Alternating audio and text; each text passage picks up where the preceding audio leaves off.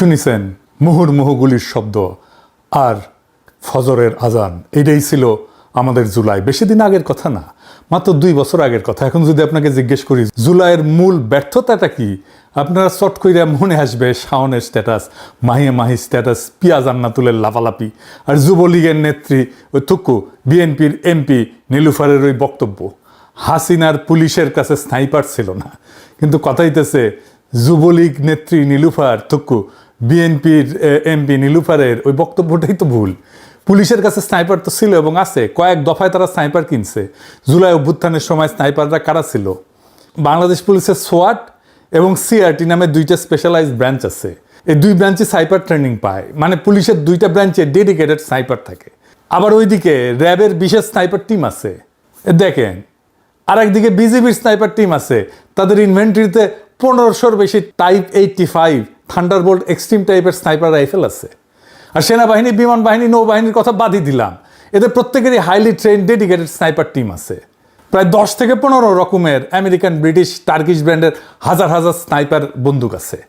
জুলাই অভ্যুত্থানের সময় মাঠে তো শুধু পুলিশ না, বিজিবি ছিল, র্যাব ছিল, সেনাবাহিনী ছিল, এমনকি বিমান বাহিনী পর্যন্ত সারা দেশে ডিপ্লয় করা হয়েছিল। এছাড়া 2021 থেকে 23 পর্যন্ত সরকারি হিসাব মতেই পুলিশের জন্য প্রথাগত নিয়ম ভেঙা 1000 কোটি টাকার military grade semi automatic rifle কেনা হয়েছে।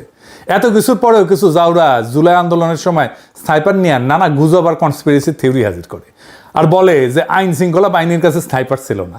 আওয়ামী লীগ বলে বলুক, বিএনপির নেত্রী নীলুফার কেন বলে, ওরে আর আমি কি বলবো। এডিটর সাহেব দেখান মোশাররফ করিম কি কইছে নীলুফার রে। এক কাজ কর, তুই গু খা, তাজা গু না, 3 দিনের বাসি গু খাবি।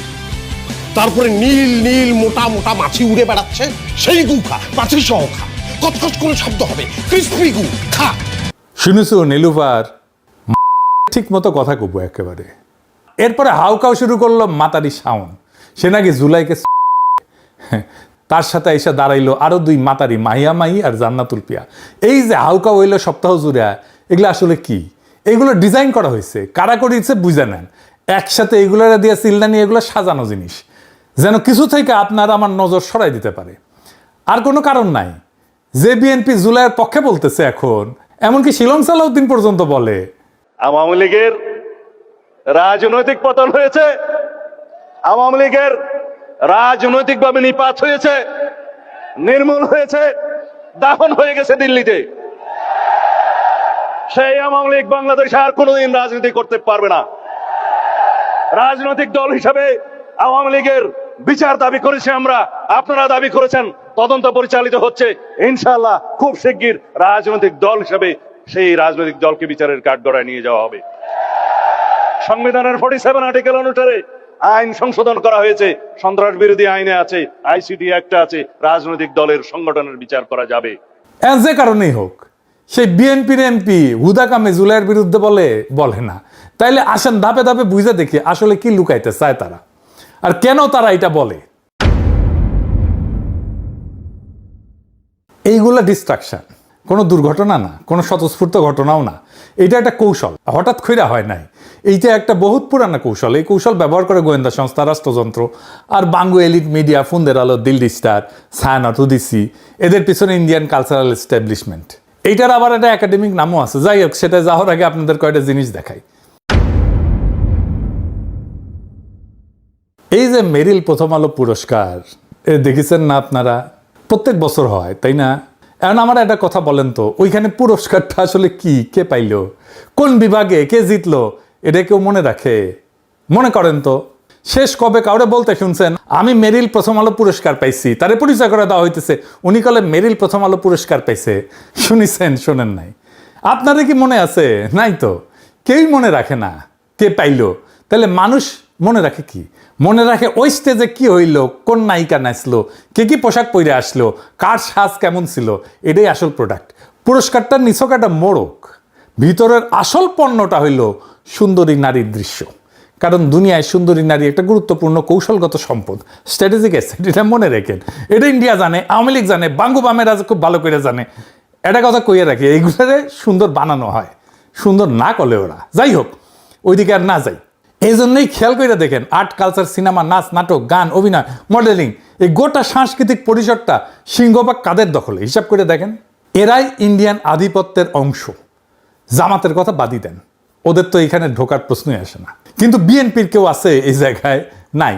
পুরা সাংস্কৃতিক পরিসরটা একটা নির্দিষ্ট বলয়ের হাতে, আর সেই বলয়টা কোন দিকে হেলানো সেটা আপনি নিজের চোখে দেখতে পান। এই সুন্দরী নারীরা যে কাজটা করে সেটা হইল সবচেয়ে কম খরচে সবচেয়ে বেশি লাভ তুলে আনে ইন্ডিয়ান স্ট্যাবলিশমেন্টের জন্যে, আওয়ামী লীগের জন্যে, বামেদের জন্যে। কম বিনিয়োগ, চড়া মুনাফা। এইবার আসেন এই পুরা খেলাটা দেখি, কেমনে পরিচিত নারী মুখ দিয়ে রাজনৈতিক বার্তা ছড়ায় দেওয়া হয় সবচেয়ে কম খরচায়, সবচেয়ে কার্যকরভাবে। হ্যালো এফেক্ট বলে একটা কথা আছে, মার্কেটিংয়ে পড়ানো হয়। বাংলায় বলতে পারেন জ্যোতির বলয় প্রভাব। সহজ কথা, একটা সুন্দর মুখ দেখলে আমাদের মন আপনা আপনি ধরে নেয় যে মানুষটা ভালো, বুদ্ধিমান, বিশ্বাসযোগ্য। আমরা গইলা যাই কোনো প্রমাণ ছাড়াই, তার কোনো যোগ্যতার প্রমাণ দেওয়া ছাড়াই আমরা গইলা যাই। 1979 সালে গবেষক শেলিস চেইকেন একটা পরীক্ষা করে দেখছিলেন যে একই কথা যদি একজন আকর্ষণীয় চেহারার কেউ বলে আর একজন সাধারণ চেহারার কেউ বলে, মানুষ আকর্ষণীয় চেহারার জনেরটা বেশি বিশ্বাস করবে। কথা এক, শুধু মুখ আলাদা কিন্তু ফলাফলও আলাদা। এখন এইটা রাজনীতিতে গোয়েন্দা কার্যক্রমে কি করে? এখানে দুইজন গবেষক, কার্ল পামার আর রল্ফ পিটারসন, সরাসরি এটা একটা গবেষণা করেছিলেন। এটার নাম ছিল রাজনৈতিক বিশেষজ্ঞতায় উপলব্ধিতে সৌন্দর্যের প্রিমিয়াম। মানে রাজনীতি বিষয়ে জ্ঞান দেওয়ার ক্ষেত্রে সুন্দর মুখের কোনো আলাদা ভূমিকা আছে কিনা ওরা ম্যাপে দেখাইছেন। যাদের রাজনীতি জ্ঞান কম কিন্তু চেহারা সুন্দর, তারা অন্য মানুষের ভোট আর মতামত বেশি প্রভাবিত করতে পারে। বুঝেন ব্যাপারটা? জ্ঞান না, চেহারাই মানুষকে বাধ্য করে একজনকে রাজনীতি বোঝেন এমন কেউ হিসাবে মাইনে নিতে। এইখানে যা বিনিময় হয় সেটা তথ্য না, যুক্তি না, দলিল না। সুন্দর মুখটা কথাটা প্রমাণের আগেই বিশ্বাসযোগ্য করে তোলে। মানুষ যুক্তি বিচার করার সুযোগই পায় না, মুখ দেখায় তার আগে মন ঠিক করে ফেলে। বিজ্ঞাপনের নারী, রাজনীতির নারী একই খেলা। আমরা সবাই জানি পণ্যের বিজ্ঞাপনে নারী দেহ কিভাবে ব্যবহার করা হয়। সাবান থেকে মোটরসাইকেল, বাইক থেকে সিমেন্ট, সব কিছু বেচতে একটা সুন্দরী মুখ লাগানো হয়। ফিল্ম নিয়ে করা গবেষক লরা মার্ভি এই দৃষ্টিটা একটা নাম দিছিলেন, নারীকে দর্শকের চোখে ভোগের বস্তু বানায় ফেলা। বিজ্ঞাপনে আকর্ষণটা দিয়া পণ্য গেলায়। রাজনীতি ঠিক একই কৌশল ধার করতেছে, শুধু পণ্যটা বদলাইছে। এইবার যে পণ্য বেচা হইতেছে সেটা একটা রাজনৈতিক অবস্থান, একটা বানানো বিতর্ক, একটা ডিস্ট্রাকশন। মডেল আর নায়িকা এখানে নিখুঁত পছন্দ দুইটা কারণে। এক, তাদের মুখ মানুষ আগে থেকে চেনে। দুই, ওই হ্যালো এফেক্ট কইছি না, জ্যোতির বলয় প্রভাব, তাদের হইয়া অর্ধেক কাজ আগেই কইরা রাখে। যুক্তি লাগে না, শুধু মুখটা লাগে। আর এই মুখগুলা রিক্রুট করার জায়গা কোথায়? নাটক, সিনেমা, গান, নাচ, মডেলিং। এই জায়গাগুলোতে সুন্দর মুখের মানুষের আনাগোনা। চেহারা বা ফিগার সুন্দর না হইলেও মেকআপ দিয়ে এমন বানানো হয় যেন একেবারে বেহেশতের হুর। তো এর মধ্যে নীলুফার কেন, রাজনৈতিক নেত্রী কেন? আসেন এটা বুঝে দেখি। খেয়াল করে দেখেন, মাঠে নামা মুখগুলার বেশিরভাগই নায়িকা, মডেল, কিন্তু সবাই না। ভিড়ের মধ্যে একজন নায়িকা না, একজন রাজনৈতিক নেত্রী, নীলুফার। এটাই আসল খেলা। নীলুফারও ওই একই ইন্ডিয়ান কারখানার মাল। আর দেখেছেন না কি আরামে হাসিনার আমলে টকশো কইরা পার হইয়া গেল। কোনো গ্যাঞ্জামের মধ্যে নাই, কোনো মামলা নাই, কোনো জেলখানা নাই, কোনো প্রোগ্রামেও সে থাকতো না। এটা একটা প্রশ্ন। এটা আগে বললাম, সুন্দর মুখ দেখে মানুষ গইলা যায়, তাহলে নায়িকা দিয়ে তো কাজ শেষ, নেত্রী লাগে কেন? পেঁচটা ধরেন। সুন্দর মুখ দেয় মনোযোগ, মুহূর্তের সম্মতি, চোখ আটকায়, মন গলে, কিন্তু এটা ক্ষণস্থায়ী। ভিতরে ভিতরে মানুষ জানে নায়িকা রাজনীতি বুঝে না, গ্ল্যামার আছে, ওজন নাই। সিরিয়াস ইস্যু শুধু নায়িকা দিয়ে দাঁড় করানো যায় না। এইখানে নেত্রী লাগে। নায়িকা দরজা খোলে, নেত্রী ভিতরে চেয়ার পাইতা বসে। নেত্রী সেইটা আনে যেটা নায়িকার নাই, ওজন, সিলমোহর। সে দাঁড়াইলে মানুষ ভাবে ও তাইলে এটা শুধু নাচ গান না, এটা শুধু গ্ল্যামার না, এর সাথে দু একটা সাংবাদিক, শিক্ষক জুড়ে দিলে জমে যাইতো। করতে পারিনি, টাইম পাইনি। প্রত্যেকের আলাদা কাজ। নায়িকা টানে চোখ, নেত্রী দেন রাজনৈতিক সিলমোহর। নায়িকা আনে সৌন্দর্য, নেত্রী আনে দোহাই। একটা টানে আর একটা টিকায়। রং আর সিল একই সাথে, জাল নোটও এতে আসলের মতো মনে হয়। তো এই মেশিন, এই সিস্টেম গোয়েন্দা সংস্থার এত কাছে এত জনপ্রিয় কেন? কারণ এটা সস্তা আর নিরাপদ। ইন্ডিয়ার রয়ের টাকা পয়সা কম। এরা কাজ করে মূলত মায়া দিয়া। এক টিকিটে 2 ছবির মতো। হানি ট্র্যাপও ইউজ করা যায়, কাজও করা যায়। আর সুবিধা আছে, একটা ঢাল। পুরুষকে কথা কইলে বিরোধীরা তারা ছিঁড়া ফেলতো একেবারে, কিন্তু কথাটা নারীর মুখ দিয়ে বাইর করেন। এইবার কেউ পাল্টা কিছু করলে রব উঠবেন, নারী বিদ্বেষী, নারীর গায়ে হাত, সমালোচক পিছায় যায়। বার্তা ছোটে কিন্তু বার্তা বাহকরে ধরা যায় না। নারী মুখ এইখানে বুলেট প্রুফ জ্যাকেট একটা। 2 নাম্বার টনিক। আওয়ামী লীগের তৃণমূলের কর্মীরা মাঠে নামতেছে, মাইর খাইতেছে, জেলে যাইতেছে, মামলা খাইতেছে, এদের চাঙ্গা রাখা লাগে। এখন একটা সুন্দর মুখ দলের হইয়া কথা বললে কর্মী গরম হয়, উত্তেজনা বাড়ে, উদ্দীপনা বাড়ে। ক্রিকেট মাঠে সিয়াল লিডারদের মতো দেখেছেন না, টেকা দিলে আইসা নাইচা যায়। কাজ ওইটাই, মনোবল ইনজেক্ট করে ভিতরে। 3 নাম্বার কম খরচা, চড়া মুনাফা। যুক্তির ন্যারেটিভ বানাইতে গবেষণা লাগে, মাথা লাগে, তথ্য লাগে, দলিল লাগে, খাটনি লাগে, খরচা আছে, তাও ধরা খাওয়ার ভয় আছে। তার বদলে 4টা সেনা সুন্দর মুখ নামাই দেন, খরচ শূন্য, রিটার্ন বিশাল, চোখ টানে, মিডিয়া কাভার করে, ভাইরাল হয়, আসল প্রশ্ন চাপা পড়ে। এটাই লো কস্ট হাই রিটার্ন। শুরুতে যে কইছিলাম না কম বিনিয়োগে চড়া মুনাফা, এটা তার হিসাব। যে কোনো ধূর্ত ক্ষমতা এই হিসাবটা জানে। গোয়েন্দা সংস্থা তো জানেই, ইন্ডিয়া তো জানেই, বামেরা তো জানেই, আওয়ামী লীগ তো জানেই। এই যে এই মাতারিগুলো এত নির্লজ্জ, এটা প্রমাণ দিতেছি। অনেকে হয়তো জানে না।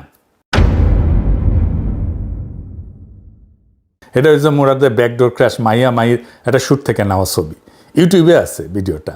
তো এই মাই 2023 সালের মার্চ মাসে কাঁড়াল রানীর পুলিশের করা ডিজিটাল নিরাপত্তা আইনের মামলায় আটক হয়েছিল। সে ওই সময় দাবি করেছিল যে তাকে প্রেগনেন্ট অবস্থায় আটক করে নির্যাতন করা হয়েছে। এটা ছাড়াও মুরাদ তাকে জোর করে সেরাটনে যাইতে বলছিল। পরে নাকি সে হিস্ট্রি সবাই জানেন না? না এডিটর সাহেব শুনান। এই সবরি, এখন তুই আসবি এখন। ওইটাই মনে হয় যাচ্ছে। চুপ থাক, এখন আসবি। আমি মিটিং এ। তুই তুই তুই তুই লাইতে গেছ, তুই বনানী রেস্টুরেন্টে খাইতে গেছ। এই তোর খাবার অভাব হয়েছে রে মাগি। শুনিছেন? এরকম অপমানিত হইলে কোনো নারী ওই দলের আশেপাশে তো যাইতো না, যাইতো বলেন? মানে টাকলা মুরাদ যদি একজন বাজারের আচরণ করতো, সে দেখিতে আওয়ামী লীগের সার্ভিস দিত না, ইমো সার্ভিসও দিত না, কিন্তু এই মাতারি দেয় সার্ভিস। আর আরেকজন দেখেন, এই যে এই 2রা আগস্ট 2024 বাংলাদেশের মাটি যখন রক্তে ভিজে যাইতেছিল, মানুষ উদ্ভ্রান্ত হইয়া মুক্তি কামনা করতেছিল, তখন এ ব্যস্ত ছিল উদ্দাম আমোদ প্রমোদে। আজকে সে শাওনের পাশে খারাইছে। হ্যাঁ, এটাই খারাপ। তো ওর নাকি বিবেক বোধ জায়গায় উঠছে। ওরে বাপরে, বিবেকের গোষ্ঠী কিলাই। ফ্যাসিস্টের চালাদের বিবেকবোধ কখন জাগ্রত হয় এটা আমরা ভালো করে জানি।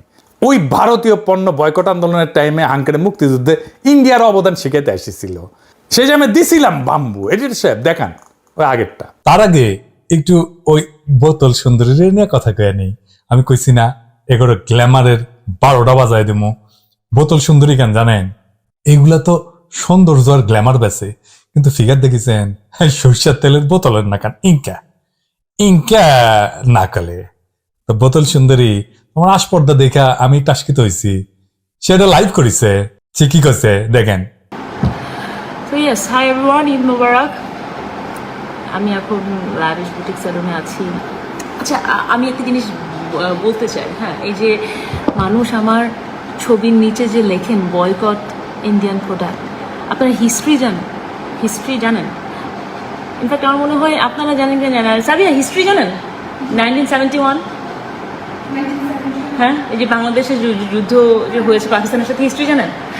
হ্যাঁ, আমার মনে হয় কি জানেন, আপনি জানেন, আমাদের অন্যান্য আছে, সবাই জানেন। বাট আমার মনে হয় আমার ফেসবুকে যারা শুভাকাঙ্ক্ষী আছে, অনেক ফলোয়ার্স আছে, তারা জানে না। তাদের জন্য জানাতে চাই যে আপনাদের একটু জানা উচিত যে 1971-এ ইন্ডিয়া আমাদেরকে, তারা তাদের অনেক আর্মি পার্সন পাঠিয়েছে, তারা হেল্প করেছে আমাদেরকে। যদিও তারা নিজেদের স্বার্থে করেছে বা হোয়াট এভার, বাট তাদের স্বার্থে যদি আমরা বেনিফিটেড হই, উই শুড অ্যাপ্রিসিয়েট ইট।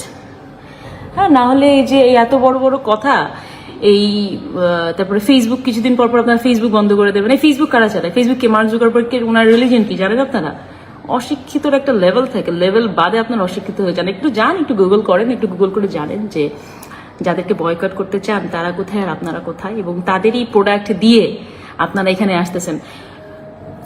গরু না হলে, ইন্ডিয়ান গরু না আসলে গরুর দাম বেড়ে যাবে, পেঁয়াজ না আসলে পেঁয়াজের দাম বেড়ে যাবে, তখন তো আবার বয়কট ইন্ডিয়া আপনারা করবেন না। মানে সুযোগ সন্ধানী। এনিওয়েজ, ভারত নাকি আমাদের মুক্তিযুদ্ধের সময় সাহায্য করেছে, দেখেছেন?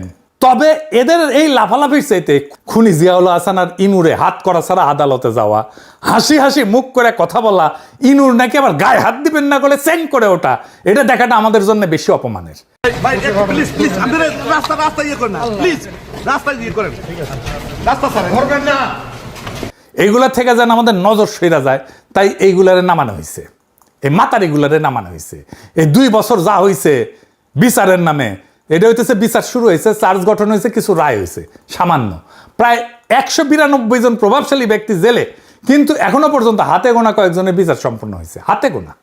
হাতে গুনতে পারবেন, কড়া গুনে বলতে পারবেন। অভ্যুত্থানের যেটা নৈতিক সমাপ্তি, বিচার সম্পন্ন করা, সেটা হয় নাই। আর যে হয় না এটা কেমভাবে বুঝেন? জিয়াউল হাসান হাসি মুখে হাত করা ছাড়া, ডান্ডা বেরি ছাড়া ট্রাইব্যুনালে হাজির দিয়ে ঘুরে বেড়াইতেছে। এই একটা দৃশ্য এই টাউনের যে কোনো ফেসবুক স্ট্যাটাসে 1000 গুণ বেশি অপমানজনক আমাদের জন্য। এই দৃশ্যটাই আমাদের বিপ্লবের অসম্পূর্ণতার আসল ছবি। এটাই আমাদের জন্য অপমানজনক। কিন্তু এই রাজধানীকে চালাই যেতে থাকবে এরা, এই মাতারিগুলিয়া